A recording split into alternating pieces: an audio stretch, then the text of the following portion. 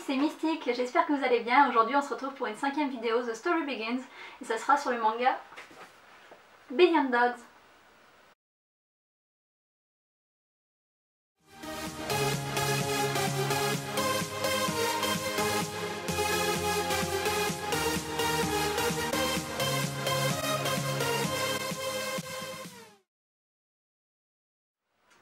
Le manga Billion Dogs est un shonen publié aux éditions Akata.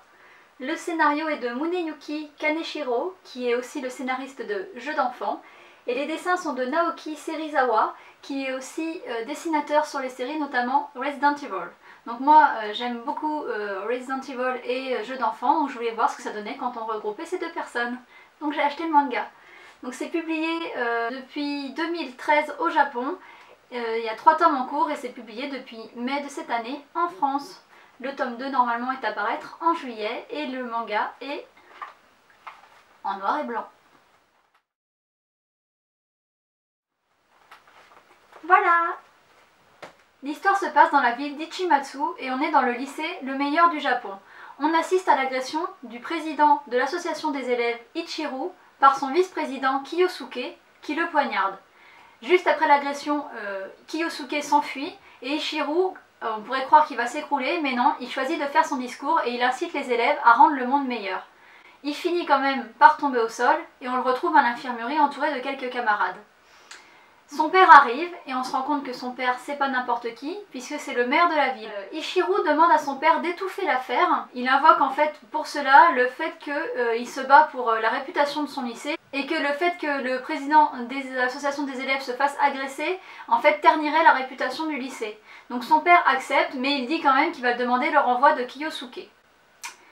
Ichiru se remet extrêmement vite de sa blessure puisqu'il sort tout de suite de l'infirmerie et il va reprendre le travail de l'association des élèves avec 2 de ses camarades. Et ses camarades en fait le questionnent sur les raisons en fait de l'agression et il évoque la possible jalousie de Kiyosuke qui en fait voudrait être aussi populaire que lui. Et d'ailleurs on voit tout de suite qu'il est très populaire parce que quelques instants après il y a une jeune fille qui vient lui donner une lettre d'amour et qui lui fait une déclaration enflammée. Donc voilà, on voit qu'il est populaire et qu'il est très aimé dans son lycée. Après les cours, en fait, ils sont sur le chemin du retour avec un de ses camarades de l'association des élèves et il demande à son dernier de lui rendre service en allant chercher des photos pour le guide du lycée.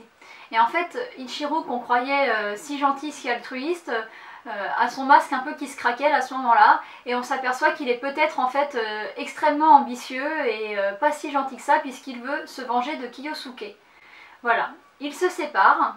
Et Ichiru rentre chez lui et on s'aperçoit qu'il a installé des caméras pour espionner son père et qu'il a une vie de famille un peu bizarre avec sa mère qui a l'air un petit peu folle. Et en parallèle, on voit son camarade qui va chercher des photos et il croise Kiyosuke. Alors le camarade essaye tout de suite de joindre Ichiru pour le prévenir qu'il a vu Kiyosuke, mais Kiyosuke l'arrête, l'agresse et pas de chance pour eux. C'est devant un immeuble qui appartient aux Yakuza. Donc ça fait sortir les Yakuza qui leur demandent ce qui se passe et puis Kiyosuke agresse les Yakuza, se bat avec l'un d'entre eux et prend la fuite avec son camarade.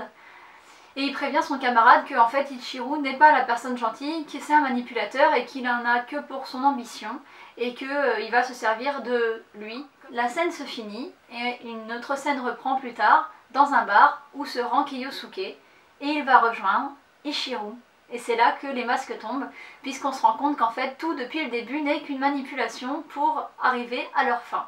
Donc aussi bien l'agression, en fait on se rend compte que Ichiru n'a jamais été poignardé, ça a uniquement servi à faire renvoyer Kiyosuke en fait pour qu'il ait plus de temps pour mettre en œuvre leur plan.